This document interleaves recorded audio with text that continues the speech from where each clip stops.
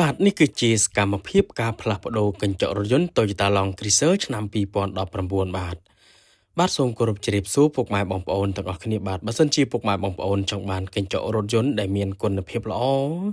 និងជាងដែលមានជំនាញច្បាស់លាស់ផ្នែកកញ្ចក់រថយន្តដែលគាត់មានបទពិសោធន៍យូរឆ្នាំខាងផ្លាស់ប្ដូរសូមកុំភ្លេចខាងកុសលសុខមានបាទខាងយើងខ្ញុំគឺមានលក់កញ្ចក់រថយន្តគ្រប់ម៉ាកគ្រប់ស៊េរីហើយក៏មានសេវាកម្មទៅផ្លាស់ប្ដូរកញ្ចក់រថយន្តជូនពុកម៉ែបងប្អូនដល់ទីតាំងផងដែរបាទហើយបើសិនជាពុកម៉ែបងប្អូនមានបញ្ហាដូចជាកញ្ចក់រថយន្តជ្រាបទឹក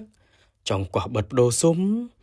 ឬក៏មានចម្ងល់អ្វីផ្សេងទៀតដែលតាក់ទងជាមួយនឹងកញ្ចក់រថយន្តពុកម៉ែបងប្អូនដែលឆាតចូល page សួរព័ត៌មានផ្ទាល់ក៏បានឬក៏ពុកម៉ែបងប្អូនដែល call តាមរយៈលេខទូរស័ព្ទដែលខ្ញុំដាក់នៅលើ banner ផ្ទាល់នឹងក៏បានខ្ញុំម្ចាស់ហាងដែលមានជំនាញនិងបទពិសោធន៍យូរឆ្នាំខាងកញ្ចក់រថយន្តខ្ញុំនឹងជម្រាបជូនពុកម៉ែបងប្អូនច្បាស់តែម្ដងបាទឥឡូវនឹងការផ្លាស់ប្ដូរកញ្ចក់រថយន្ត Toyota Land Cruiser ឆ្នាំ2019នឹងគឺបានរួចរាល់បាទអរគុណច្រើនសម្រាប់ពុកម៉ែបងប្អូនដែលទស្សនាវីដេអូនេះចុងក្រោយសូមអរគុណគ្រប់ជម្រាបលា